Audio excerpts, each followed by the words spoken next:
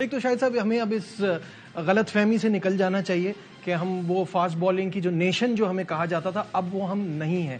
آپ نے South Africa اور انڈیا کا میچ دیکھا ہوگا, 116 پر آؤٹ کیا, 8 وکٹوں سے میچ جیتے, 200 بالیں پہلے, اور اس میں اگر آپ بالنگ کی پرفارمنس دیکھیں, نو بمراہ, نو شامی, نو سراج, اور کون ارشدیپ سنگھ جن کو ون ڈے کے لیے کنسیڈر بھی نہیں کرتے تھے پہلے, ساتھ میں اویش, اور اویش خان 5 اور 4 وکٹیں. تو بیک اپ تو وہ پروڈیوس کر رہے ہیں, ہم تو نہیں کر رہے ہیں. بالکل وہ بڑا بیک اپ پروڈیوس کر رہے ہیں. ان کے پاس بہترین بینچ اسٹرینتھ ہے.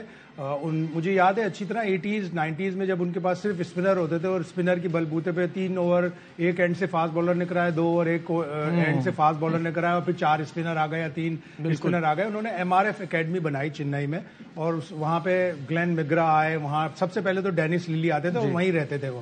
تو ہمیں بھی اب ایک فاسٹ بالرز کی اکیڈمی الگ سے بنانی پڑے گی. یہ نیشنل ہائی پرفارمنس سینٹر, یا جس کو ہم کبھی NCA کہتے ہیں, کبھی ہائی پرفارمنس سینٹر کہتے ہیں, نام بدل دیتے ہیں, کام نہیں کرتے.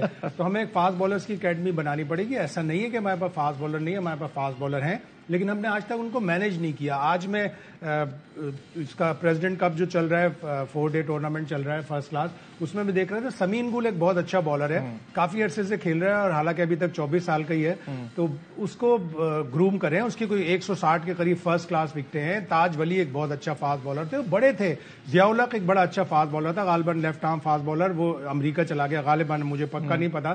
تو اس طرح کے لڑکے جب ان کو چانس نہیں ملتا تو یہی ہوتا ہے. اب آپ کو فاسٹ بالنگ کے لیے, اسپیشلی ٹیسٹ کے لیے, یہ 2 بالر آپ کے اچھے ہیں, عامر جمال اور تنویر, یہ خرم شہزاد. آپ ان کو فاسٹ بالنگ کے لیے ٹیسٹ کے لیے رکھیں. میر حمزہ کنڈیشن وائز اچھا بالر ہوگا, وہ انگلینڈ میں اچھی کرے گا. آسٹریلیا میں ظاہر ہے اس کو وہ مدد نہیں ملے گی جس طرح عباس کو نہیں ملی. ساتھ وہ جو انجرڈ فاسٹ بالر ہیں ان کی ریکوری, ان کی ریہیبلیٹیشن, لمبا ٹائم لگ رہا ہے. ہاں, احسان اللہ کو بہت لمبا ٹائم لگ گیا, نسیم شاہ کو لمبا ٹائم لگ گیا. جتنے لائن میں تھے وہ سب اب انجری کا شکار بالر ہے. شاہنواز دھانی میرے حساب سے بہت اچھا بالر ہے. اس کو ہم ٹیسٹ کے لیے گروم کریں, اس کو تھوڑا سا انٹرسٹ دلائیں کہ نہیں ٹیسٹ. اور اب وہ وقت آ گیا کہ ہمیں اپنے 25 سے 30 پلیئر ٹیسٹ کے لیے رکھنے پڑیں گے.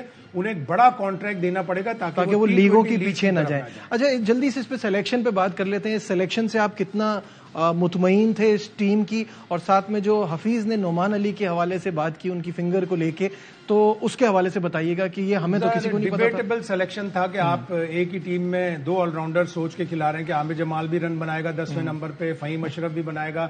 فہیم اشرف کی پروگرس رکی, پھر وہ T20 کی طرف چلا گیا. آپ کو مطلب جب آپ آسٹریلیا میں کھیل رہے ہیں تو ایک اسپیشلسٹ پہ جانا بھی چاہیے. جرمانہ بھی پڑ گیا. نعمان علی کی اب ہمیں عقدہ کھلا. ایک بڑا راز تھا کہ نعمان علی کی انگلی انجرڈ تھی. یہ بات ٹیسٹ میچ سے پہلے کسی کو نہیں بتائی تھی.